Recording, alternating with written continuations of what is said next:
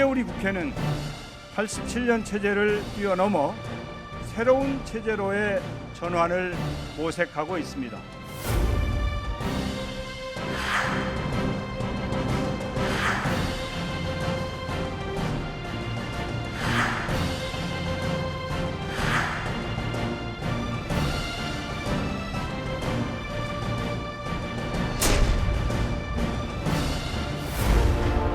이제 개헌은 검토의 대상이 아니라 국민적 요구이며 정치권의 의무입니다.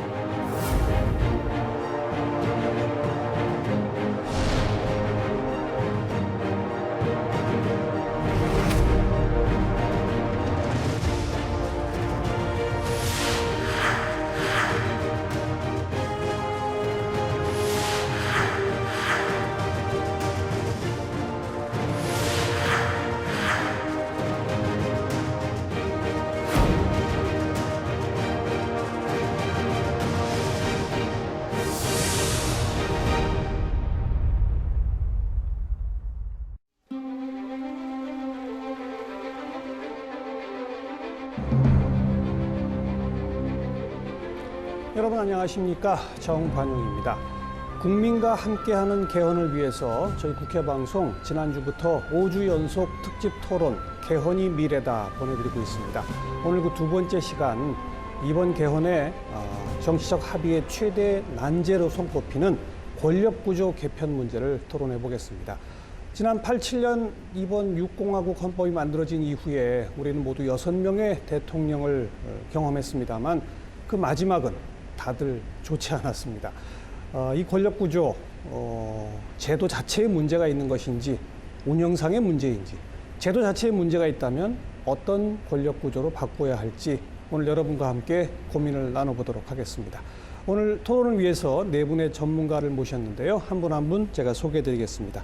서울대학교 행정대학원 김순은 교수 나오셨습니다. 네, 반갑습니다. 성균관대학교 법학전문대학원의 정재황 교수 나오셨습니다. 네, 안녕하세요. 그리고 충남대학교 법학전문대학원의 명재진 교수이십니다. 반갑습니다. 그리고 연세대학교 법학전문대학원의 김종철 교수이십니다. 예, 반갑습니다. 네. 방금 제가 소개해드린 순서대로 지난 30년 한번 평가를 해봅시다. 제가 처음 시작하면서 6명의 대통령 마지막에 다들 좋지는 않았다 이런 말씀을 드렸는데 김순은 교수님부터. 네, 근데 지금 그 현재 대통령제의 문제점을 논의할 때 저희들이 이제 놓치는 게 하나가 있습니다. 그건 뭐냐면 중앙집권 체제의 문제와 지금 대통령제의 문제가 이렇게 중첩이 돼서 오히려 대통령제의 부작용이 좀 커 보이는 측면이 있어서 차후에 지방 분권 문제하고 동시에 논의되면 우선 대통령제의 문제는 상당히 반감될 거를 전제로 하고 그러면 뭐 미국 대통령제하고 우리나라 대통령제하고 비교해 보면 대통령의 권한이 강한 건 틀림이 없는데 그럼 도대체 어떤 권한 때문에 문제가 발생하냐 이렇게 뛰다 보면 또 몇 가지로 다 요약될 수가 있습니다. 가장 큰 문제가 우선 인사권이 이제 좀 강하다는 거죠. 그러니까 지금 7대3 비율로 중앙정부가 지방정부보다 많으니까 아무래도 인사권의 범위가 많다는 거고 그다음에 최근에 이렇게 일어나는 일을 보면 새로운 정부가 들었을 때마다 우리 감사원에 이렇게 정책이 좀 바뀌는 것 같은 느낌이 드는 것도 예, 대통령의 권한을 상당히 이렇게 영향을 주는 것 같고요.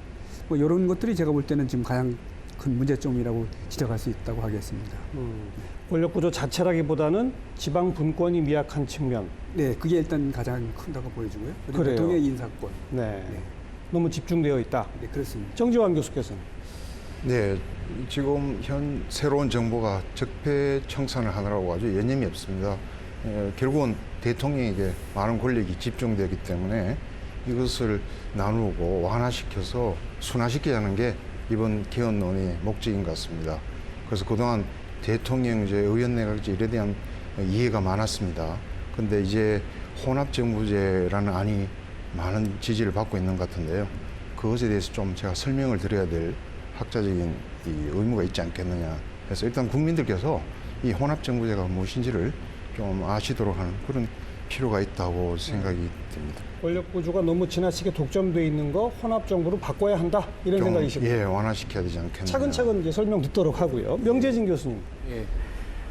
지난 70년 헌정사에서 대한민국 대통령제가 실패한 여러 가지 원인이 있겠습니다. 그러나 가장 중요한 원인은 대통령제가 갖는 본질적인 문제점, 즉 승자 독식의 문제, 그리고 국회와 상호 어울리지 못하는 대통령의 독단들, 지난 많은 대통령들 중에 또 훌륭한 대통령이라고 칭하는 김영삼, 김대중 대통령도 있었지만은 제도적인 모순 때문에 대통령제 자체의 문제점 때문에 그걸 뛰어넘지 못하고 국회와의 대립 그리고 대통령의 여러 가지 독단들을 통해서 결국 대통령제의 실패의 모습만 보이지 않았나 이렇게 생각이 됩니다. 그래서 이참에 개헌논의가 있을 때 저는 개인적으로 의원 내각제로 개헌하는 것을 주장합니다. 의원 내각제. 네. 김종철 교수. 예, 정부 형태를 비롯한 이제 권력 구조 논의에 있어서 아까 김 교수님께서 잘 지적해 주셨듯이 지방 분권이 어느 정도 되어 있느냐 이런 요소들도 중요하고, 그다음에 대통령을 선거를 어떻게 하는 대통령 선거 제도와 관련된 그 외에 또 다른 권력의 한 축인 국회를 어떻게 구성하느냐, 다음 국회의원 선거를 어떻게 하느냐 이런 것들도 영향을 미칩니다. 다 연결되어 있죠. 예, 다음에 정당 제도가 어떻게 발전되어 있는가, 다음에 이런 대의적 국민 권력기관들에 대해서 국민들이 어떻게 견제와 통제를 효과적으로 하고 있느냐 이런 것들이 종합적으로 작동을 하는 문제입니다. 그런데 최근에 어떤 그 권력 구조나 정부 형태에 관한 논의는 특정 정부 형태 가지고 있는 어떤 대통령이라는 그 인물 중심의 어떤 기관이 국정농단을 이렇게 하는 어떤 그런 것들과 오버랩돼 가지고 그 제도에만 너무 매몰되어진 어떤 평가들이 있는 게 아닌가 저는 그런 생각을 하고요. 저는 현재 대통령제의 문제는 대통령제만의 문제라기보다는 우리의 어떤 지방분권제도나 선거제도, 정당제도 복합적으로 되어 있는 것이고, 대통령뿐만이 아니고 국회가 또 효과적으로 작동하지 못해서 국회가 불신을 받고 있는 것도 중요한 문제라고 생각합니다. 그래서 권력 구조 문제를 단순히 대통령에 만한 국한된 문제로 보기보다는 좀 종합적으로 보고 전반적인 정치 개혁을 하는 방향의 일환으로 좀 생각을 했으면 좋겠다라는 생각을 가지고 있습니다. 네. 저는 김 교수님 말씀 전적으로 동감을 드리면서요. 지금 이번 이제 헌법 논의의 한계가 뭐냐 하면 대개 시한을 지금 내년 6월 정도에 좀 하겠다는 시한이 좀 정해 있어서 효과가 났죠. 네, 그렇기 때문에 지금 김 교수님이 제기하신 종합적인 문제를 검토할 시간이 우리에게 너무 없지 않냐. 그래서 제가 조금 전에 말씀드린 거는 만약에 대통령의 권한 때문에 생기는 문제가 있다면 도대체 어떤 권한이 어떤 문제를 일으키기에, 그래서 제가 이제 그런 점에 좀 초점을 두고 좀 우리 흔히 뭐 원포인트 개헌이라고 하나요? 이렇게 좀 타이밍에 맞는 개헌이 될 수밖에 없지 않을까 해서 저는 그런 제안을 드렸던 것이라고 생각합니다. 네. 네. 그 대통령제에 대해서 지금 혼합정부제, 의원내각제를 명시적으로 밝혀주신 두 분의 전문가가 계시고, 다른 두 분께서는 이걸 좀 다각도로 검토해봐야 된다 이런 말씀 주고 계신데, 저희 토론 중에 이제 다음 주, 그다음 주 계속 이어집니다만은 지방 분권화 부분은 따로 또 우리가 논의를 하게 되거든요. 그러니까 오늘 그 부분을 집중적으로 논의할 수는 없고, 두 분께서 생각하시는 바람직한 권력 구조까지 한번 내놔 보시죠. 그리고 토론을 이어가겠습니다. 김종철 교수님. 제 말씀 취지의 근본 취지는 현재 제도의 문제를 종합적으로 정확하게 진단을 해야 한다라는 것인데, 현행 제도가 이제 대통령제이고 그 대통령제가 가지는 일부의 문제점은 분명히 있어 보입니다. 그런데 상당 부분은 사실은 헌법이 예정해 놓은 권력 통제적 장치들이 효과적으로 작동하지 않아서, 특히 국정을 운영하는 대통령이라든지 혹은 관료들 혹은 국회가 헌법에 맞게 국정을 운영해 오지 않은, 그래서 사실은 운영상의 문제가 상당 부분 작용하고 있는 부분이 있습니다. 그래서 운영상의 문제를 어떻게 바꿀 것인가와 이 제도의 문제를 어떻게 바꿀 것인가 결합해서 논의해야 된다는 말씀이고요. 그러자면 뭐 급변하게 우리가 경험해보지 않은 제도를 바로 도입하기보다는 현행 제도 하에서 무엇이 문제인지에 대해서 적절히 대응하는 점진적 그리고 개량적 개혁 방법이 필요하고, 그래서 저는 현행 정부 형태를 유지하면서 헌법상 어떤 권력 분리 원칙이나 권제 균형의 원칙, 민주공화 정신 이런 것들을 살리는 그런 제도 모색을 해야 한다라는 입장입니다. 5년 단임제도 그럼 그냥 유지하는 게 예, 옳다? 뭐 5년 단임제 그 자체가 우리 어떤 정치의 어떤 위기를 가져온 근본 원인이라고 생각은 하지는 않는데 일부 그거에 대한 불만을 가지는 부분들이 있어서 저는 뭐 임기 문제를 좀 조정을 하는 그런 대안들은 충분히 고려할 수 있다라고 생각을 합니다. 조정한다면 예컨대 예, 뭐 지금 많이 국민들이 생각을 하는 뭐 4년 중임제라든지 혹은 뭐 5년 중임제 이런 것도 대안이 될 수 있다고 생각하고 기본은 현행 대통령제 형태를 유지하는 개헌안이 좀 더 바람직하지 않나 그런 개인적인 생각을 가지고 저도 있습니다. 비슷한 생각인데요. 예. 왜냐하면 제도라고 하는 거는 오랜 전통과 문화의 산물이라고 저는 생각합니다. 그렇기 때문에 저희 경험이 없다든지 훈련되어 않는 제도를 새롭게 시도하는 거는 저는 굉장히 좀 여러 가지 시행착오가 따르지 않겠냐 하는 생각이고 그래서 저는 이제 이런 표현이 적절한지는 잘 모르겠는데 정상적 대통령제를 하자. 이게 저는 두 가지 차원입니다. 김 교수님 말씀하신 대로 제도는 좋은데 운영이 안 되는 부분이 저는 두 가지가 있는 것 같아요. 하나가 우리 저 헌법 7조에 있는 공무원의 정치적 중립성이거든요. 예. 우리가 지난 정부 때 보면 과연 공무원들이 정치적으로 중립되어 있나 하는 의구심을 갖게 했고 또 우리나라 국무총리 제도가 있는데 우리가 헌법 정신을 충분히 반영한 국무총리 운영제도 하고 있나 보면 헌법에 있는데 그게 작동이 좀 안 됐던 것 같아요. 그래서 이 두 가지는 헌법 정신에 충실하도록 운영을 좀 하고 그 외에 제가 말씀드린 대로 공무원의 인사권이 너무 크다 보니까 예. 주로 청와대에서 중심으로 모든 정치가 이루어진다고 이렇게 하는 것도 인사권에 관한 문제다. 그러니까 적절하게 인사권을 좀 어떻게 좀 견제하거나 아니면 제어할 수 있는 방법이 있다면 저는 지금 현행 제도 하에서도 상당히 많은 건 좀 개선될 수 있지 않겠냐 이런 생각입니다. 5년 단임제를 그대로 유지해도 저도 지난 5년 단임제는 나름대로 성과는 좀 있었던 것 같습니다. 저희들이 평화롭게 정권 교체도 했고요. 또 심지어 좋은 분을 뽑으면 사실 5년도 짧지만 어떤 경우에는 또 5년도 길다고 생각합니다. 그럴 수도 있죠. 예, 그런 예. 걸 봐서 저는 뭐 기간도 조금 더 우리가 경험을 해도 이 제도가 저는 문제가 될 것 같지는 않습니다. 자, 이제 명재진 교수님이 좀 반박을 해보십시오. 이게 지금 운영상의 몇 가지 보완만 해도 가능하다 이런 지적에 대해서. 예, 대통령제는 그 우리 70년 역사에서 어떻게 보면 하나의 또 다른 적폐로 볼 수 있습니다. 70년 동안 해결하지 못하고 극복하지 못한 문제를 이제는 버려야 될 때가 됐다. 그런 시점에서 다른 나라의 경우도 한번 제가 검토를 해봤어요. 검토를 해보니까 남미의 대통령제 또 우리 아시아의 대통령제를 쭉 검토를 해보면 남미 우파 독재 그리고 좌파 포퓰리즘 그리고 필리핀에 있어서의 또 대통령의 독재 오랜 독재 현상 자 이런 것들은 대통령제가 갖는 본질적이고 아주 내부적인 치료할 수 없는 그러한 문제점이고 단점이기 때문에 이제 새로운 공화국을 출범시키고자 하는 문재인 정부에 있어서는 정부 형태도 새롭게 바꾸고 그야말로 선진국들이 행하는 의원 내각제의 장점을 대폭 수용해서 대통령제를 버리고 의원 내각제 나간 길이 새로운 공화국 출범의 선제 조건이다 이렇게 봅니다. 뭐 총리의 권한 보장 내지는 대통령의 인사권 제한 이거 가지고 안 된다. 그렇죠. 예. 대통령제의 가장 큰 문제점은 대통령 선거와 국회의원 선거 두 차례의 선거를 통해서 국민 주권이 이원화된다는 모순 때문에 그렇습니다. 국민 지지를 받는 대통령과 국민 지지를 받는 국회가 서로 대립하는 구도가 대통령제의 특징입니다. 그래서 학자들은 대통령제를 대립의 정부 형태다 이렇게 이야기해요. 의원 내각제를 협력의 대통령제, 협력의 정부 형태다 이렇게 이야기를 하는 이유가 바로 거기에 있습니다. 그렇기 때문에 대통령제는 결국 국회와 대통령의 대립으로 극렬한 충돌의 결과를 낳고 그 결과 국정마비라는 현상이 우리 70년 역사 속에서 지속되어 왔어요. 네. 박정희 대통령의 독재도 그렇고 김영삼 대통령과 김대중 대통령의 민주정부의 실패, 자 이러한 모습도 모두 국회의 협력을 얻지 못한 대통령의 실패다 이렇게 볼 수 있고요. 이것은 마치 프로그램에 큰 오류가 있어서 돌리면 버그가 나는 프로그램과 마찬가지다 이렇게 보고 있습니다. 너무 단순화하시는 것 같습니다. 우선 우리 그 대통령제를 70년이라고 하셨는데요. 그건 분명히 구분이 되어야 하는 게 이제 권위주의 독재 시대의 어떤 대통령제와 민주화 시대의 대통령은 분명히 구분되어야 합니다. 저는 이게 그 인식의 오류를 정확하게 보여주는 거라고 생각을 하는데요.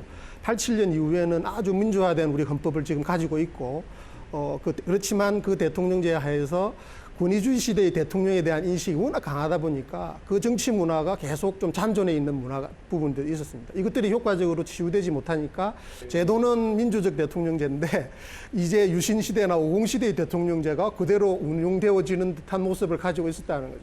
국민들도 그렇게 인식을 했다는 겁니다. 명 교수님께서도 대통령제가 70년 됐다고 하는데 유신 시대의 대통령과 현행 대통령제 본질적으로 다릅니다. 현행 대통령제는 헌법상을 보면 매우 균형적으로 국가 권력을, 대통령 권력을 통제하도록 되어 있습니다. 그것은 무슨 말이냐 하면 국회가 법률을 통해서 효과적으로 대통령을 통제할 수 있다라는 것이죠. 그런데 지금 대통령에 대한 국정농단 사태가 오게 된 근본 논의는 국회가 그런 정치개혁 입법을 게을리해서 대통령의 국정 통제권을 대통령의 국정 통제 효과적으로 행사하지 못한 측면이 있는 것입니다. 또 국회가 가지고 있는 중요한 국정 통제권으로 국정조사권이라는 게 있는데 우리 국민들이 잘 알다시피 국정조사권이 여당의 어떤 방해 등에 의해서 혹은 여러 가지 이유로 효과적으로 작동하지 않습니다. 국정조사권을 법률에 의해서 야당이 효과적으로 소수파들에 의해서만이라도 대통령을 견제할 수 있도록 그렇게 입법을 하게 되면 대통령이 국정농단을 하려고 해도 하기가 힘들어지는 것이죠. 반대로 이야기를 하면 내각제에서 오히려 훨씬 강한 독재 현상이 나타날 수 있습니다. 왜냐하면 문 교수님 말씀하셨다시피 의회 권력을 가지고 있죠. 그것에 의해서 정부 권력을 가지기 때문에 내각제는 전형적으로 입법권과 행정권을 한 정당이 독점하거나 혹은 항전파가 연립정부를 구성해서 독점하게 되어 있습니다. 그래서 선거 독재가 나타날 수 있는 위험성이 굉장히 크죠. 그래서 이 헌정체제에서는 견제와 균형의 원리에 의해서 권력을 분립시켜서 서로 견제하게 하고 국민들에 대한 책임을 더 강화시키게 하는 정부 형태로서 대통령제를 발전시킨 것이거든요. 한 가지만 제가 좀 길어졌습니다. 더 말씀을 드리면 지금 대통령제의 실패 사례들을 주로 말씀을 하셨는데 그 나라들의 어떤 실패의 고유한 원인들이 있는 거예요. 대통령이 고유한 원인이라고 저는 생각하지 않고 우리나라와 마찬가지라고 생각을 합니다. 제도를 효과적으로 운용을 못해서 생기는 문제다라는 점을 이야기를 하고요. 역으로 내각제를 가지고 이야기를 하면 내각제의 실패 사례도 훨씬 더 많습니다. 단적으로 우리 이웃인 일본을 들어서 우리가 그 일본을 따라갈 수 있는 그런 정치 개혁을 하는 것이 바람직할까에 좀 동의할 국민들이 많지 않다고 생각을 하고요. 그다음에 이태리, 그리스, 스페인 내각제가 실패하고 있는 나라들도 무수히 많습니다. 그러므로 우리의 경우에는 우리가 가져온 역사적 경험을 유지하면서도 그다음에 견제와 균형의 정신에 부합하면서도 독재를 막을 수 있는 그런 제도를 고민을 해야 되는 상황. 정지환 교수도 한 말씀 좀 해주시죠. 오늘의 이 토론이 있게 된 것은 권력이 너무 강하니까 이걸 줄여보자 이거 아니겠습니까? 우리가 역사상 방금 대통령제 얘기를 하셨지만 유신 시대의 그 강력한 대통령제에 의해서 많은 사람이 기본권이 박탈되고 그걸 우리 잊을 수 없죠. 그리고 근간의 대통령제도 권력이 집중된 현상이 뚜렷합니다. 지금 어느 통계에 따르면 대통령이 뭐 3만 개의 공직자를 임명할 수 있다는 거 아닙니까? 네. 예, 뭐 3만 개 아니라 2천 개라도 임기 5년 동안에 이 365일 곱하면 2천 개의 자리라도 그거 하루에 한 명 임명하기도 힘들 겁니다.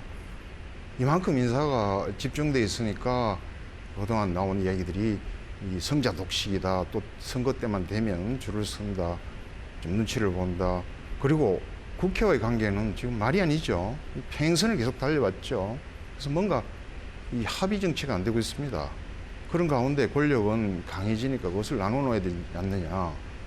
조금 전에 여러분들께서 말씀을 많이 하셨고 제도가 잘 돼 있는데 그걸 잘 운용하면 되지 않느냐는 말씀을 하셨죠. 근데 여러분들 간단한 예를 한번 들어보십시오. 지금 대기업이 갑질하지 않아요? 그러면 갑질 못하게 강하게 법을 만들고 제도화해야 됩니다. 예, 그리고 청년 실입이 안 되면 그것도 해소할 수 있는 양극화 해소를 위한 그런 것들 강력한 개혁 드라이브를 또 걸어야 되겠죠. 그리고 결국은 국민의 기본권을 위한 그런 정부가 돼야 되죠. 지금 권력 분점 이야기가 이게 우리나라에서 잘 되겠느냐 자꾸 걱정들을 하는데 그렇게 따지면 의원내각제도 힘들어지고 대통령제도 힘들어지고 지금 어떤 정부 형태든지 절대적인 선이 아닙니다. 다 장단점이 있습니다. 다 선택하기 나름이죠. 예, 선택하기 나름입니다. 네. 그리고 정말 운영도 잘해야 되지만 우리가 지금 헌법이 할 수 있는 일은 그 제도를 보다 운영이 잘 될 수 있게 끌어가주는 그런 헌법을 만들자는 거죠. 저는 결코 혼합정부제가 절대적으로 보지 않습니다. 혼합정부제의 그림을 좀 그려봐 주실래요? 구체적으로? 사실은 두 분이 대통령제나 의원내각제를 얘기하시는 분들은 굉장히 수월하실 겁니다. 대통령제는 이때까지 우리가 시행을 많이 경험이 했고, 많이 있으니까. 예, 의원내각제는 잘 아시지 않습니까?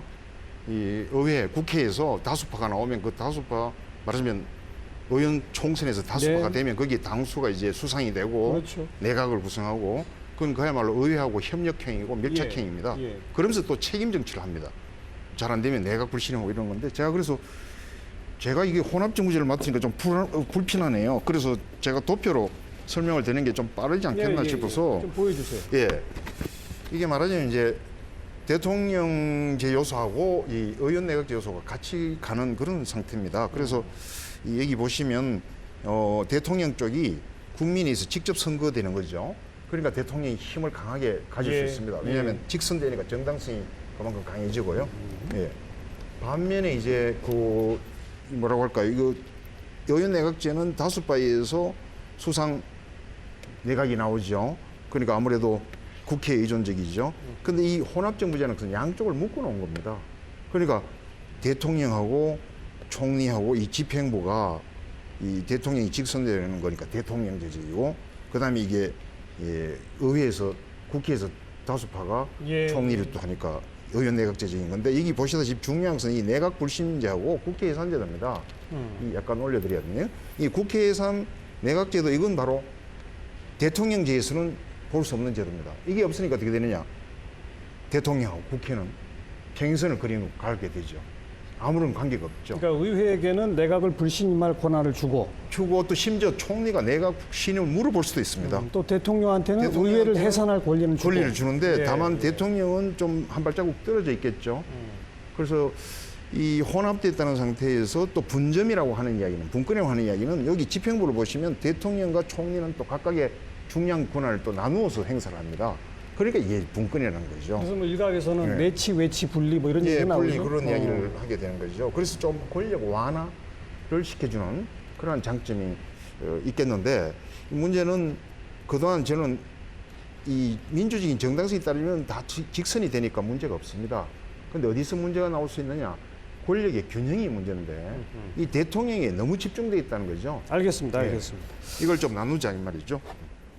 지금 이제 어찌 보면 세 가지 형태가 지금 나온 겁니다. 대통령제, 의원내각제, 그다음에 이제 혼합형.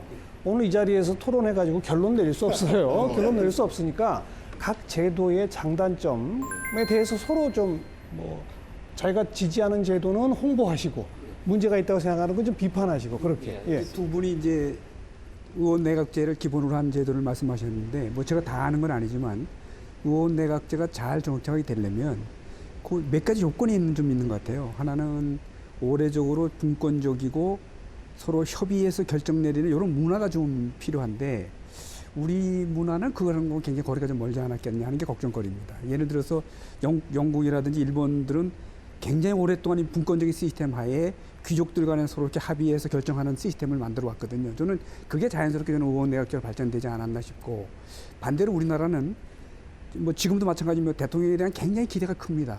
그리고 지난 오랜 기간 동안 행정부가 상당히 국정을 리드해오는 그런 기대도 있고 또 능력도 보인 적도 있고 해서 그렇게 우리가 전혀 경험하지 않는 제도를 한다는 게 결국엔 우리가 과연 성공적으로 할 수 있을까? 예, 예. 그렇다면 저는 현행 시스템을 조금 조정하는 게 우리가 가져온 오랜 좋은 전통을 잘 계승해 나가는 그런 게 아니겠느냐. 반론해 네. 보시죠. 예.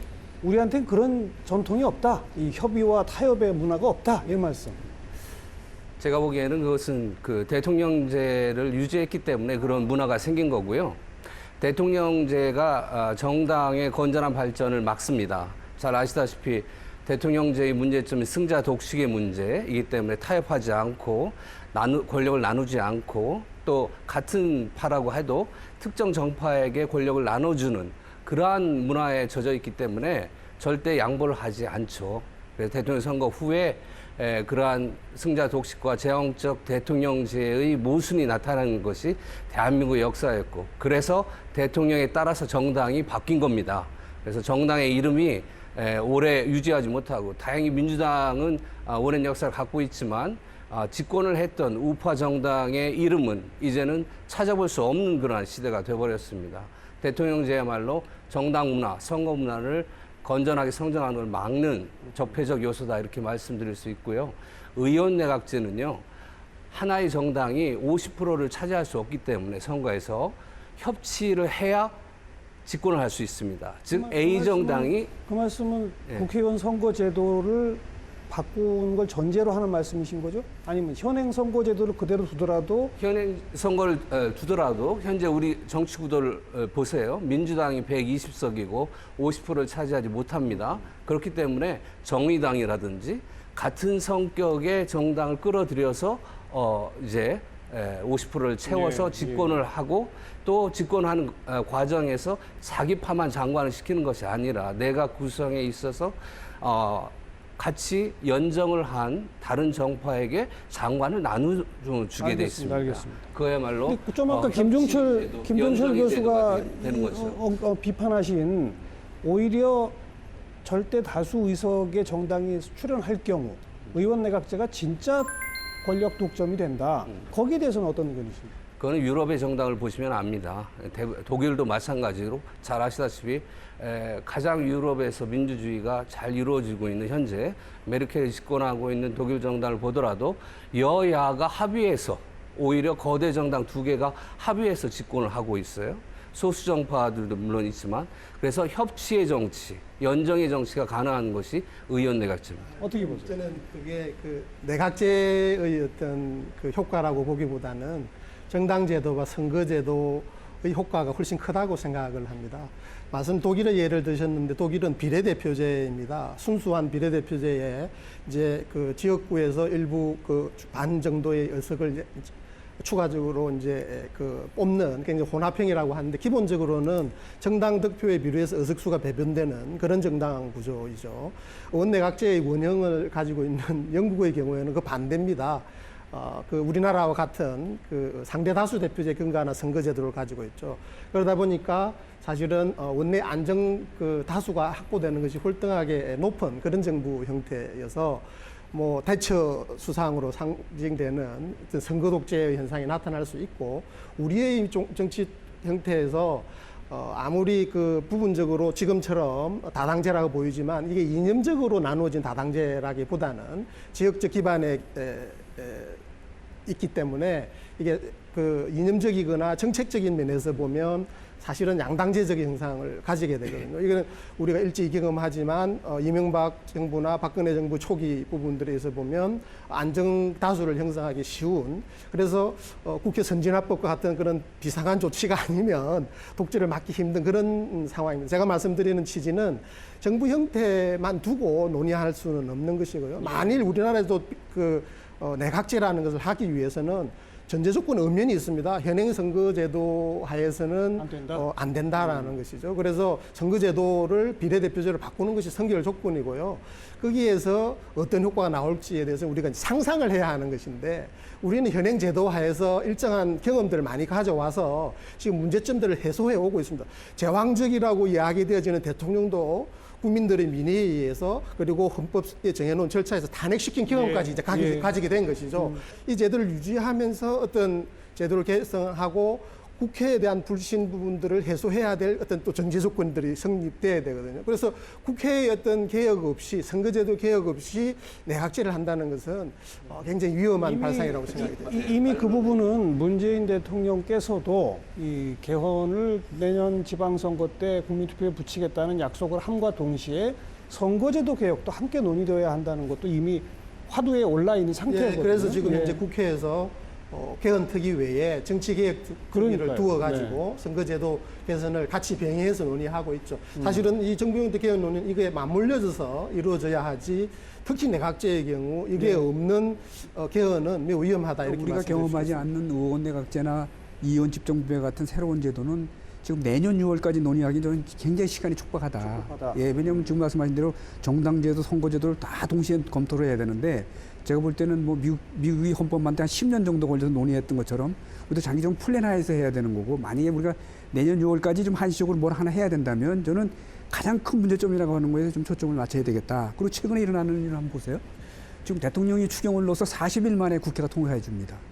지난 정부 때도 수많은 법률이 넘어와도 선진법 때문에 지금 법률 통과가 잘 안 되잖아요. 이런 상황에서 대통령 보고 제왕적이다? 과연 그런 상황이 적합한지는 잘 모르겠어요. 오히려 지금 제왕적이라 하는 말은 대통령이 행사하는 인사권이 저는 핵심이 아니겠냐. 예, 그러니까 그거를 적절히 좀 견제해주는 시스템만 하면 이미 이제까지 부각된 걸 많이 좀 고칠 수 있고 또 지난 정부하고 지난 정부 출범한 지 지금 뭐 2달밖에 안 속단하기 굉장히 어렵지만 벌써 국민들의 지지율이 확 다르지 않습니까? 그건 딱 운영의 문제였었거든요. 알겠습니다. 네, 네. 말씀하세요. 이게 자꾸 토론이 쳇바퀴 도는 느낌 드는데요. 사실은 자꾸 현실이 잘 되고 있다. 그렇다면 제도 얘기할 거 없죠. 그리고 지금 시간이 촉박하다. 근데 우리 사실 의원 내각제 대통령제 또 혼합이냐 이런 건 논의를 예전부터 많이 해왔습니다. 네. 예, 그리고 지금 대통령이 잘하고 계시죠. 제가 서두에 적폐청사 말씀드렸고요. 그런데 이걸 이제 제도화해야 됩니다. 앞으로 잘 될 수 있게. 그 저는 이런 생각이 듭니다. 대통령이 정말 뛰어난 분이 오실 수 있는 제도가 대통령제일 수도 있어요. 네. 근데 그분이 모든 걸 하기에는 지금 우리나라의 행정 업무나 국가 업무가 너무나 비대해졌습니다. 그리고 굉장히 전문화되어 있습니다. 우리나라 예산이 지금 400조 원이 넘지 않습니까? 그렇죠. 그래서 사실은 통일 문제 하나만 해도 외교, 국방 다 얽히면서 얼마나 복잡합니까? 제발 좀 대통령은 그런 중요한 일에 좀 몰두하실 수 있게 좀. 그리고 서로 간에 국회에서 정쟁이 있어도 좀 한 발자국 떨어져 있는 대통령. 네, 네. 그런 사람이 필요하지 않겠느냐. 그리고 아까 전에 비례대표제 선거제도 얘기를 하셨는데 이 프랑스가 의원 내각제적인 전통의 나라입니다. 근데 이게 비례대표제를 하고 이래서 너무 복잡해서 좀 리더십을 갖추려고 이제 대통령의 권한을 주는 이런 혼합적인 스타일로 가게 됐습니다. 다 그 시대의 필요 때문에 그렇죠. 바로 이름이 잘 아시는 드골 대통령이죠. 우리도 이 세월이 바뀌고 또 변화가 오면 거기에 따라서도 좀 변화를 가져오는 게 좋겠고 제가 서두에 말씀드린 대로 저는 절대적으로 혼합정부제가 꼭 이걸 해야 된다 이런 생각은 아닙니다. 근데 이걸 하도 이해를 못 하시니까 설명을 좀 드려야 될 것 같고 그리고 과도기적이고 잠정적으로 우리가 좀 협치를 하는 쪽으로 가서 그다음에 한숨 돌리면서 알겠습니다. 그다음 정부에 들어가고 이렇게 가는 게 좋지 않느냐. 대통령제에 관해서 이제 자꾸 이제 오해가 쌓이고 우리도 너무 그걸 당연시하기 때문에 좀 추가 말씀을 드리면 너무 잘 안다고 생각하지만 대통령제라고 해서 대통령이 혼자 아무거나 다 하는 게 아닙니다. 또 전부를 다 하는 게 아닙니다. 현행 제도 하에서도 마찬가지입니다. 지금 현행 제도 하에서 법률에서 어떻게 정부를 조직할지를 다 정하게 되죠. 행정권의 수반이라고 해서 정부 조직을 자기 마음대로 할 수 없습니다. 법률이 정한 대로 해야 합니다. 국회가 동의해야 아까 가능하죠. 말씀드린 인사권도 마찬가지입니다. 아까 뭐 대통령이 행사한 인사권이 3만 몇 개를 하는데 그럼 법률로 얼마든지 분산시킬 수 있습니다.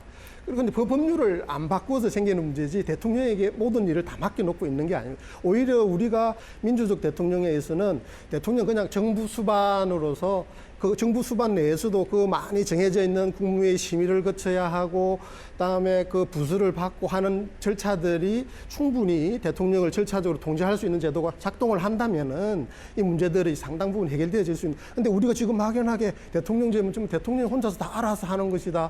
우리 헌법은 그렇게 하고 있지 않다는 것이죠. 제도 자체에 대한 토론은 이제 이 정도로 하고요. 그럼 과연 대한민국의 미래를 위해서 어떠한 정부 형태가 올바른 정부 형태에 대한 토론으로 좀 옮겨왔으면 좋겠습니다. 사실은 굉장히 중요한 아니, 얘기가 지금 사실 그 얘기를 하고 있는 거예요. 우리 미래를 위해 어떤 제도를 선택할까? 글쎄. 방금 인사권에 대해서 법률로 어떻게 하면 된다 좋습니다. 그러면은 헌법에 왜 규정들을 둡니까? 법률로 할 수 있죠. 그 프랑스의 루소적인 생각입니다. 국민 주권의 표현은 바로 국회라는 데서 만드는 법률로 만들어질 수 있습니다. 그런데 그게 안 되니까 이제 헌법에도 넣는 거죠. 그러니까 2014년에 국회의장 이 직속 개헌 자문위원회가 있었는데요. 거기에서 인사권에 대한 통제 장치로서 헌법에 인사추천위원회를 만들자고 했습니다. 그 인사추천회의에서 검증도 하고 예. 그러고 우리가 과거에 국군 문제도 헌법에 규정을 두었죠. 그리고 헌법 12조의 신체의 자유 굉장히 자세합니다.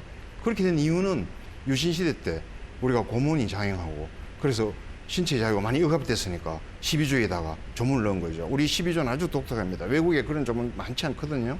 그러니까 헌법이라는 역사성이나 방금 이야기하신 그런 취지에서라도 제도적인 장치를 마련하기에 필요하지 않느냐. 제도 정비 필요한 부분들이 있겠죠. 예.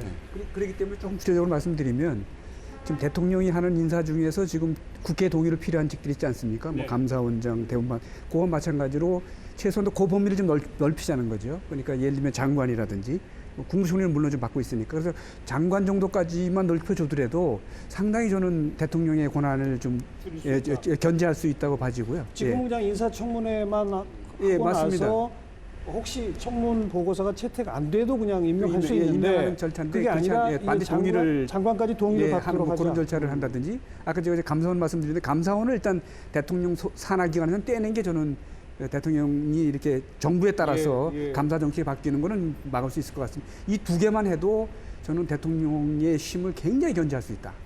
좀 민주적인 방향으로 갈 수 있다. 저는 그렇게 보고 근데 있습니다. 정주환 교수는 그 정도 갖고 부족하다. 예, 김 아예 교수님 말씀- 대통령과 총리의 권한을 지금 헌법에다 명기하자.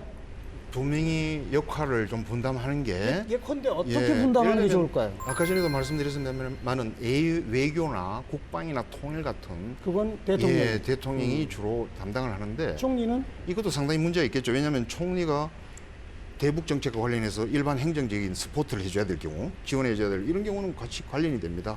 또 총리죠. 우리로 말하면 총리하고 대통령이 소속 정당이 다를 때 대치 관계가 될 수도 있지 않겠나 하는 우려가 나올 수도 있는데 이게 이제 혼합정부제에서 가장 생길 수 있는 문제인데요. 예. 그런 경우에 협의체를 구성해서 우리나라 전체 국익을 생각하는 중요한 문제는 단독으로 결정을 할 수 있게 하고 하는 그런 이런 근데- 혼합형에 대해서 한번 지적해 보세요. 예, 이미 프랑스에서 분점 정부 현상 때문에 대통령과 총리의 충돌 그리고 대통령과 국회의 충돌이 많은 문제가 됐습니다. 그래서 프랑스에서는 선거를 일치시키기 위해서 대통령 선거와 국회의원 선거를 같은 해 하도록 또 일치시킨 바 있죠. 자, 이렇게 이미 혼합형제의 내부적 모순을 프랑스 사람 잘 알고 있어요. 그리고 우리도 여러 경험을 통해서 알고 있고요. 극복할 수 없는 프랑스 제도가 절대적인 건 아니겠죠. 글쎄, 예. 다만 그 나라에서 많이 하고 있다는 거고요. 예. 프랑스 사람들은 이렇게 보통 얘기하죠. 그게 불편하긴 하다. 가능하면 일사불란하게 가는 게 좋겠다. 예. 그런데 결코 말이죠. 민주주의는 불편하기 마련입니다. 그래서 제가 많은 의견들이 모여야 되거든요. 말씀드리고 싶은 건 효율성입니다. 과연 대한민국 이렇게 정치에 너무 많은 자금과 어마어마한 인력과 그리고 시간과 그리고 고통과 오히려 국민이 정부를 걱정하고 대통령을 걱정하는 이런 상황은 빨리 없어져야 됩니다. 그래서 의원 내각제가 왜 좋으냐면요. 한마디로 해서 효율의 정부이기 때문에 그렇습니다. 대통령은 5년이라는 임기 동안 절대적으로 물러나지 않고 임기를 보장받는 형태입니다. 그리고 의원 내각제는 무능력한 총리를 순간적으로 6개월이라도 바꿀 수 있어요. 그리고 새로운 총리를 받아들이고 또 능력 있으면 메르켈 총리 같이 13년 동안 집권할 수 있도록 하는 것이고요. 그래서 이제 더 이상 이런 비효율성 버려야 될 시대이고요. 국가 경쟁력을 위해서도 의원 내각제로 바뀌어야 된다 이렇게 생각이 됩니다. 내가 불신이 있어서 바뀝니다. 근데 그때 효율이라는 측면에서 보면 오히려 의원 내각제는 민주성을 좀 이렇게 존중하고 민주성을 또 강조하는 그런 정부 형태로 저는 이해가 되고 만일 명 교수님 말씀하신 효율을 조금 강조하는 시스템에 저는 오히려 대통령제가 훨씬 낫지 않겠나 싶습니다. 효율이라는 측면에서 보면. 사실은 민주주의는 정치 과정이 굉장히 중요하죠. 그런데 우리의 경우에는 내각제를 가건 대통령제를 가건 뭐가 문제냐면은 국민들이 주권자로서 정치 과정에 효과적으로 참여할 수 있는 길이 제도적으로나 문화적으로 많이 막혀 있는 게 오히려 문제입니다. 아까 명 교수님이 우리나라 정당 제도가 발전하지 못한 게 대통령제 탓이라고 하는데 사실은 그거보다는 정당법에 의해서 정당 활동을 사실상 통제하고 있습니다. 다음에 선거법에 의해서 국민들이 효과적으로 정치 활동을 하는 것을 평상시에 할 수 있는 것을 거의 막고 있습니다.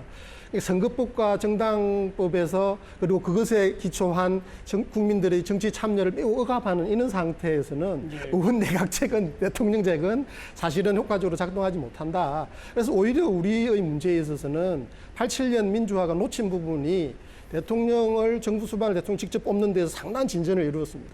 그런데 의회 개혁에는 실패했고요. 나머지 개혁 부분들이 실패하는데 그 상당 부분은 우리가 이제 민주화가 완성된 것으로 착각을 하고 이 선거법과 정당법 같은 국민들의 능동적인 정치 참여를 가능하게 하는 부분의 제도 개혁을 게을리한 겁니다. 제가 제도 개혁을 반대하는 게 아니고요. 현행 제도에서는 대통령제를 가건 뭐 혼합정부 의원 내각제를 가건 선거법과 정당법에서 국민들을 정치적으로 묶어놓고 있는 이것을 개혁하지 않으면 아무것도 하기 힘들다. 그래서 이 부분이 제일 시급한 과제다. 이렇게 정당법, 말씀드렸습니다. 선거법 그리고 선거제도 개혁까지 예. 그런 것들을 이뤄내도 대통령제의 대통령 권력을 상당히 줄여나갈 수 있다. 그런 상당한 얘기죠. 그 통제 가능하고 자, 국회도 통제 가능하다. 얘기가 복잡해지고 있는데 아예 더 복잡하게 하기 위해서 제가 김 교수님께 또 하나의 화두가 대통령제를 유지한다면 결선 투표제 같은 게 필요하냐, 또 정부통령제식의 변화가 필요하냐, 이런 얘기도 있거든요. 네. 거기에 대한 의견을 보여주시죠. 저는 그러니까 부통령이나 국무총리의 명칭의 문제라고 저는 생각합니다. 그건 똑같다. 예, 그런데 우리는 그동안 국무총리라는 말을 많이 써왔기 때문에 굳이 익숙한 제도를 굳이 뭐 바꾸려고 할 필요가 뭐 있냐. 그러니까 현행만 해도 좀 국무총리가 장관도 제청할 수 있고요. 또 행정명을 받아서 하지만 하여튼 내각을 총괄할 수 있는 권한들이 다 있는데 그게 좀 작동이 잘 안 됐다고 보여지는 것 같아요. 근데 우리 지난 정부를 보면 실세 총리라는 분들이 있거든요. 간간이 있었습니다. 예, 그러니까 어떻게 우리의 운영의 면만 잘 살리면 굳이 뭐 부통령이라는 제도를 도입하지는 않아도 될 것 같고 그다음에 이제 결선 투표제는 예, 지금 말씀하신 데 결선 투표제는 이론적으로는 타당합니다. 그런데 결선 투표하려면 엄청난 또 선거 비용이 들고 또 선거 기간이 연장되는데 저는 과연 그게 우리 현실에 맞을까에 대해서는 조금 회의적입니다. 김준수 교수는 어떻게 보세요? 예, 뭐 그 이념적인 부분에 있어서 결선 제도의 장단점이 분명히 있다라고 생각을 합니다. 그런데 우리의 이제 역사 상황적인 조건을 보면 대통령 선거에 있을 때 상대 다수 대표제를 하다 보니까 계속 그 정당성 시비에 걸리고요. 엄청난 그 후보 단일화 압력을 선거 전에 겪게 됩니다. 그렇죠. 이거는 제도가 결선 투표제가 없기 때문에 생기는 저는 효과라고 생각이 되어지고 그것의 어떤 그 문제점들이 많이 드러나 있기 때문에 장단점을 그냥 원론적으로 따지기보다는 현실적인 요청에 의해서 저는 각 그 정당들이나 후보들이 자유롭게 1차 투표에는 참여하고 그래서 국민들의 지지의 다양성을 확보한 다음에 그다음에 정부 수반을 맡을 수 있는 대통령은 좀 더 많은 지지를 받는 사람들을 뽑는 그런 그 결선 투표제를 통해서 여러 가지 현실적인 그 부작용들을 이렇게 해소하는 것도 고려해 볼 수 있다라고 생각합니다. 정재환 교수님. 아까 전에 이제 토론회에서 좀 맥을 이어가는 게 좋다 싶은데 이 개혁을 입법을 통해서 성취할 수 있다고요? 근데 보세요. 지금 정부조직법 발의된 지 40일도 더 지나서 됐습니다. 이거 협력 안 되잖아요. 국회는 국회대로 가고 정부는 정부대로 가고 이거 아니라는 거죠. 혼합정부제 하고 있는 아까 전에 프랑스 말씀하시니까 저도 말씀드리겠는데 프랑스에서도 불신임이 거의 안 됐습니다. 상당히 안정적으로 가고 있습니다. 그러면서 서로 머리를 맞대가지고 개혁 입법을 만듭니다. 근데 우리는 이것도 아니고 저것도 아니지 않습니까? 대통령이 되고 나면 지금 현재 대통령 잘 아시지만 대통령이 한번 당선되고 나면 국회는 지난 정부 그랬지 않았습니까? 국회를 무시하지 않았습니까? 이걸 해결하기 위해서는 뭔가 끈적끈적하지만 국회하고 정부가 대화가 될 수 있는 제도가 좀 들어가야 된다. 그게 의원내각적인 요소이긴 합니다. 그래서 저는 이야기를 하는 건데 절대 중요한 것은 우리가 균형도 맞춰야 되고 안정적으로 나가야 되고 그렇게 보조를 맞춰서 나가야지 되지 않겠느냐. 네, 그래서 네. 통일을 향한 정부가 될 수 있지 않냐 생각이 듭니다. 네 분의 전문가 모셨는데 4인 4색이에요. 지금 생각이 다 조금씩 다르신데 지금 토론 시간이 많이 안 남아 있습니다. 그래서 제가 오늘 토론 시작하면서 말씀드렸듯이 오늘 시청자분들께 우리가 무슨 결론 내는 건 아니고 각 제도에 대해서 고민해 볼 수 있는 자료를 드리는 건데 그러나 네 분께는 이제 제가 마지막으로 여쭤보고 싶은 게 네 분 전문가의 생각도 이렇게 다른데 정치권 안에도 생각이 굉장히 복잡하게 다를 거 아니에요? 게다가 또 각자의 이해관계까지 걸려 있단 말이에요. 자, 과연 정치권 안에서 이걸 합의를 이끌어내려면 어떻게 해야 할까요? 정치권을 향해서 한번 말씀 좀 해보세요.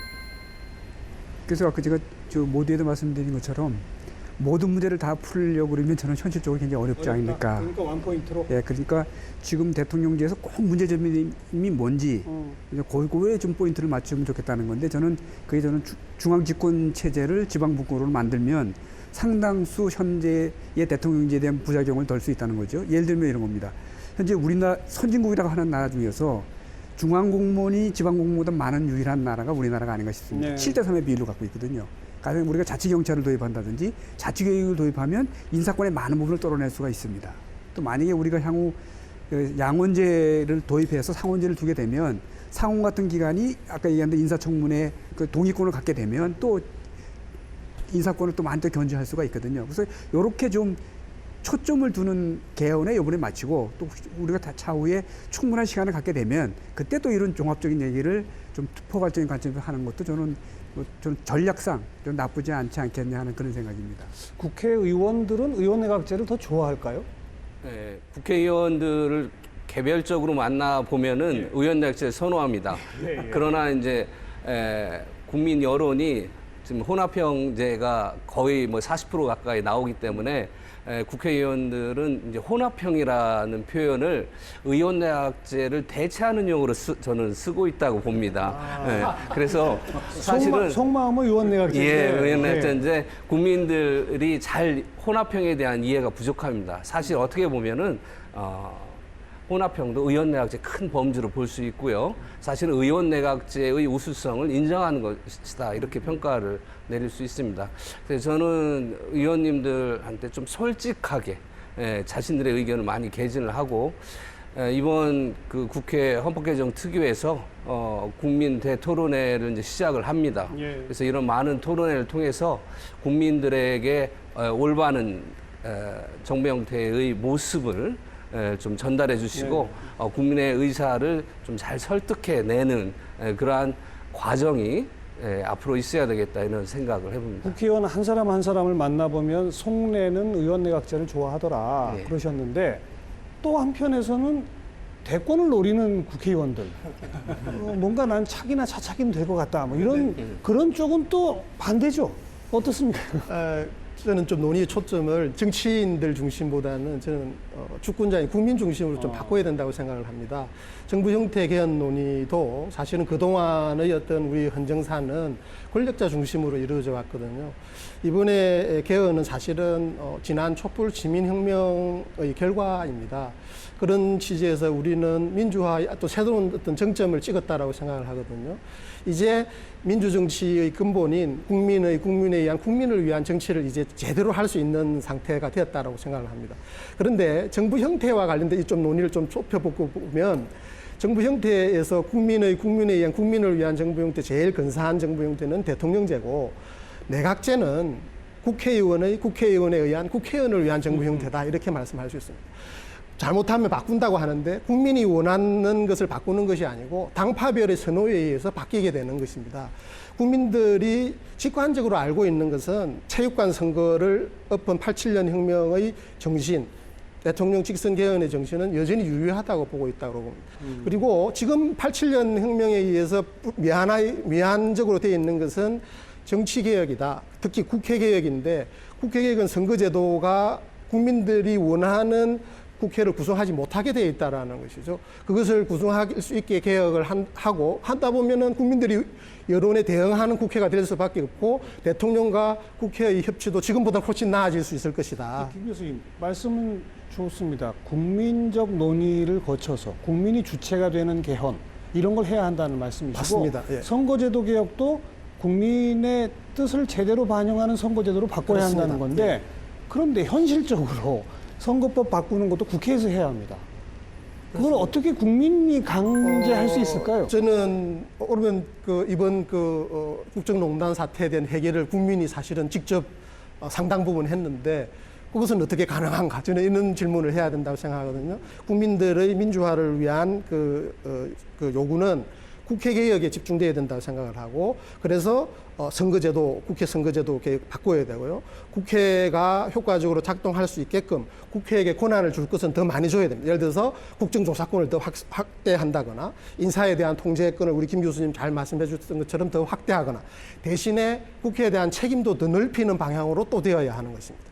또 국회도 일정 부분 이제 분권의 필요성이 있게 되는 것이죠. 그래서 단원제를 양원제로 바꾸는 그런 것도 고민을 해야 됩니다. 그러니까 그런 국민적 요구를 계속 넣으면 국회가 움직일 것이다. 저는 그 국민들의 어떤 촛불혁명적 어떤 열기가 저는 국회 개혁으로 앞으로 모아져야 되고 이번 개헌 논의도 알겠습니다. 그렇게 되어야 된다고 생각합니다. 정교환 교수께도 같은 질문입니다. 이 정치권을 향해서 어떻게 좀 합의를 해봐라.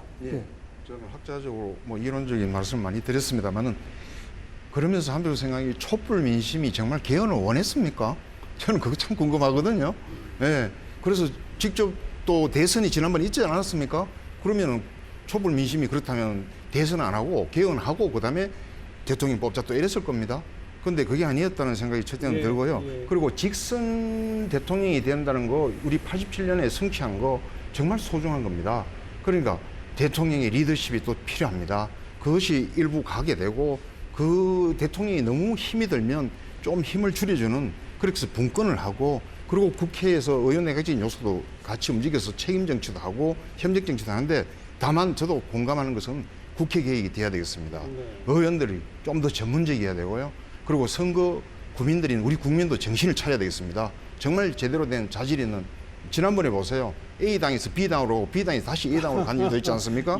그런 게 필요한 것 같고 이점에 해서 저는 굉장히 낙관적입니다. 왜냐? 우리 국민들 간단치 않습니다. 얼마나 뛰어납니까? SNS 지금 발달돼 있습니다. 지금 뭔가 하나 문제가 나오면 많은 의견들 댓글이 다 달립니다. 그러니까 우리 국민을 믿어보고 정말 국민이 주체가 되는 그런 개헌이 될 수 있고 그래야지 우리 정부의 우리 몸에 맞는 그런 개헌이 되지 않겠느냐. 그래서 지방 분권도 좀 박차를 가고요. 여러 가지 지금 할 일이 많습니다. 그리고 언론도 국민에 대해서 많은 홍보를 해야 됩니다. 지금 시간이 많지 않기 때문에 그래서 혼합정부제가 뭐냐, 어떤 장점이 있느냐, 단점이 있느냐 이런 게 대해서 허심탄회하게 얘기도 하고요. 2014년에 안이 나온 것도 좀 소개가 되고 이렇게 해서 나아가면 좋겠습니다. 네 분께 제가 던진 질문에 솔직히 좀 속 시원한 답은 안 나왔습니다. 제가 이제 정치권이 과연 합의할 수 있겠느냐, 좀 합의를 이끌어내도록 정치권을 향해서 말씀해달라 그런 주문을 드렸는데 제가 말씀드릴게요, 그러면. 예, 의원 여러분들 정말 정치 계산하지 마십시오. 정치 계산하지 마시고 무엇을 위해서 권력이 순화되고 권력은 곧 국민의 서비스다. 그걸 위해서 봉사한다. 그러니 과거에 권력 남용에 대해서 많은 인권이 탄압받지 않았느냐. 이제 그런 일은 절대 없도록 권력을 민주화시켜야 된다. 그것으로 나아가는 합치가 왜 어렵겠습니까? 정치적 계산하지 마라. 예, 정치 계산하지 말고 오로지 계산 안 할까요, 정치권? 많이 하겠죠. 제도적으로 좀 더 그 시민 참여가 보장될 수 있는 정치 과정을 만드는 노력들을 계속 해야 된다고 생각하는데 개헌과 관련되어져서도 지금 국회 개헌 특위에서 국민 참여를 강화하기 위한 여러 가지 그 제도를 만들지만 사실은 그것은 국회 개헌 특위를 중심으로 한 논의거든요. 그렇지만 좀 더 국민 중심의 논의가 국민들이 원하는 바대로 정치 개혁과 개헌이 이루어질 수 있도록 하는 장치들에 대한 고민을 좀 더 해야 된다고 생각을 합니다. 또 뭐 이런 관행을 좀 만들면 어떨까 싶어요. 어떤 거요? 이제 뭐 다 아시는 것처럼 미국의 1951년도에 대통령 3선 이상 금지 조항이 만들어지거든요. 그러니까 미국 헌법이 1789년에 만들어졌다고 생각하면 굉장히 장기간 동안 재선을 3선 못한다는 조항이 없었어요. 그거는 조지 워싱턴이 만든 재선 전통 때문에 저는 그렇다고 봅니다. 또 이제 물러나는 대통령한테 인터뷰할 때 대통령 재임 기간 중에 뭐가 자기 인상에 남냐 이렇게 물어보면 국회의원들한테 전화한 것밖에 기억이 안 난다. 뭐 이런 멘트가 아니습니까? 그러니까 이제 그런 거를 좀 우리가 보여준다면 권위적인 대통령제에서 좀 민주적인 대통령제로부터 훨씬 점핑하는 실제 제도 내용보다는 오해되어 있는 게 너무 많다는 겁니다. 그러니까 훨씬 점핑하는 그런 기회를 맞게 되지 않겠나. 네, 이런 생각입니다. 실수로 대통령을 잘못 뽑을 수는 있습니다. 그런데 300명의 국회의원을 잘못 뽑을 수는 없어요. 국회의원에 대한 잘못됐다고 하는 지적은 국민의 자기 부정에 불과합니다. 저는 대한민국 국회가요, 그렇게 간단하지 않고요, 훌륭하신 분들로 채워져 있다고 봅니다. 그리고 이번 촛불의 그러한 주장은 국민들이 혁명을 하지 않고 국민들 광화문에 나가서 외친 이유는 바로 국회의원들한테 이러한 과제를 부탁을 한 겁니다. 그리고 탄핵 절차에 들어가라. 그리고 87년 체제는 이제 종식을 해야 되겠다. 촛불 혁명을 통해서 새로운 공화국이 탄생해야 되겠다. 그것은 정부 형태를 바꿈으로써 시작이 돼야 되겠다. 저는 그렇게 생각을 합니다. 그것이 진정한 이번 촛불의 의미다. 이렇게 보고 싶습니다. 네. 마지막으로 저는 정말 이 개헌 논의가 소모적이 되면 안 되겠습니다. 그래서 촛불 민심이 과연 개헌을 원했느냐라는 얘기를 제가 화두를 던진 이유도 지금 국민들은 개헌보다도 더 중요한 건 일상의 민생 생활입니다. 청년이 지금 실업도 잘 안 되고 있고 양극화도 있고요. 그러니까 어떻게 해서 그러면 개헌 논의에 제가 나오게 됐느냐, 자기 모순 아니냐. 그게 아니라 학자로서 공부한 바를 말씀드려야 되겠고, 개헌 비용이 최소로 들 수 있으면 좀 불편한 것은 떨쳐나가자. 새로운 시대에 맞이해. 지금 4차 산업혁명 도래가 아니고 와 있는 거 아니겠습니까? 앞으로 국회가 뭐 AI가 다 할지도 모르겠습니다. 네, 걱정입니다. 그러니까 제발 좀 서로 간에 이 의견이 다르더라도 좀 다소 부족하더라도 서로 타협하고 설득하고 조정하는 정치 그런 것들이 이루어지면서 그런 제도 그런 관행이 안 되면 우리가 제도를 통해서 자꾸 하도록 이끌어 가야 됩니다. 알겠습니다. 과연 해낼 수 있을지 아직은 잘 모르겠네요. 마지막 한 말씀씩 우리 처음 말씀하신 거에 역순으로 김종철 교수님부터 한 1분씩 발언 기회를 드리겠습니다. 예, 제가 드리고 싶은 말씀을 시간 제약 때문에 다 못 드린 부분이 있지만 역시 반복하지 않을 수 없는 게 핵심은 이번 개헌은 국민이 중심이 되어서 국민에 의해서 국민을 위한 어떤 새로운 어떤 정치 개혁을 하는 과정이어야 한다라고 생각을 하고요. 그것을 이루어내는 어떤 절차도 국민들의 여론을 좀 더 수명해서 국민이 원하는 정부 형태를 채택하는 과정이어야 된다라고 생각을 합니다. 그리고 국민의 어떤 그 정부 선택권 그리고 국민 대표 선택권이 효과적으로 부여되면서 이들 각 기관들에게 책임을 균형 있게 분산을 하고 양자 간의 어떤 견제와 균형 그리고 공개 정부를 통해서 투명한 어떤 정치를 통해서 국민들의 심판을 받는 그런 권력 구조를 만드는 것이 중요한 목표라고 생각을 합니다. 명재진 교수님. 저는 이번 개헌을 통해서 반드시 지난 날을 반성하고 오래된 잘못된 관습을 청산하는 그런 개헌이 되어야 되겠다 생각을 합니다. 3살 버릇 여든 간다는 그런 이야기가 있죠. 대통령제의 오래된 잘못된 관습을 이제 버리고 남미 같은 그러한 후진국으로 추락을 하느냐 아니면 독일과 같은 선진국으로 비상을 하느냐 중대한 시점이 있다고 보고요. 이것이 반드시 정부 형태 개헌으로 이어져야 된다고 봅니다. 정주환 교수님. 예, 우리 국민 여러분들 참 다이나믹하시죠. 예, 촛불 지난번에 정말 피 한 방울 흘리지 않고 성취가 됐습니다. 그만큼 저는 국민을 믿습니다. 그리고 헌법을 우리는 그렇게 보통 정의를 하죠. 국민의 결단입니다. 국민들 여러분께서 그 결단을 내리실 수 있게 충분히 공감대를 좀 형성해서 공론화를 많이 하고요. 그래서 혼합정부제 저도 오늘 이걸 적극 주장은 못하겠습니다만 이러한 제도라고 꼭 설명을 드려야 될 의무가 생긴 것도 국민들께서 잘 알아보셔가지고 어떤 제도가 타당할 것인가 우리 민주주의 발전에 더 민주주의는 완전하지 않죠. 항상 발전해야 되죠. 그래서 우리는 계속 나아가야 되지 않느냐.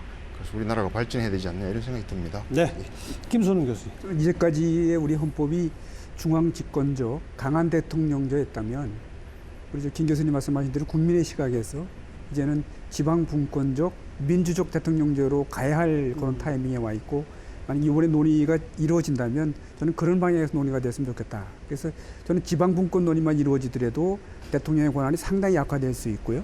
또 그거와 더불어서 중앙에서 이루어지는 상당도 지방의 견제를 받기 때문에 지금 지방 분권 논의 중에 양원제의 논의가 있거든요. 그러면 혹시 이제 의회 권력을 이제 또 개편하는 작업에서 양원제로 권력 분립이 이루어지고 또 이제 우리 입법권도 국회에 전속하지 않고 국회와 만약에 지방의회가 이원화되는 시스템이 된다면 상대적으로 대통령 권한은 그만큼 더 약해지는 것이다. 그래서 상대적으로 민주적 대통령제를 만드는 데는 크게 기여할 거라고 봐지고요. 또 지금까지 규정이 있으면서도 작동되지 않는 과연 우리나라 공무원들 정치적 중립은 제대로 지켜지고 있나? 우리 국무총리나 우리 국무회의는 제대로 역할을 하고 있나? 저는 이런 쪽의 보완만 이루어지더라도 상당히 의미 있는 변화를 저는 이렇게 기대할 수 있겠다 이런 생각을 하고 있습니다. 알겠습니다. 자, 우리에게 바람직한 정부 형태는 무엇일까요? 대통령제, 의원내각제, 혼합형. 또 그 중간 어디에도 구체적인 모양을 그리자면 또 다양한 형태의 제도들이 나올 수 있습니다. 물론 어느 하나가 정답이다 그런 건 없습니다. 뭘 선택하든 우리 국민들이 선택하는 것이고 선택을 했다면 그걸 제대로 작동되도록 감시하는 것도 우리 국민의 몫이겠죠. 그래서 오늘 토론이 여러분들한테 그런 정부 형태에 대한 고민에 충분한 자료 제공이 되었기를 기대해 보겠습니다. 네 분 함께해 주셔서 감사드립니다. 고맙습니다. 고맙습니다. 네, 개헌이 미래다. 다음 이 시간에는 국민 기본권 어떤 것들을 어떻게 늘려나가야 할지 이 문제를 중심으로 토론해 보도록 하겠습니다. 다음 주에 다시 뵙죠. 안녕히 계십시오. 고생하셨습니다.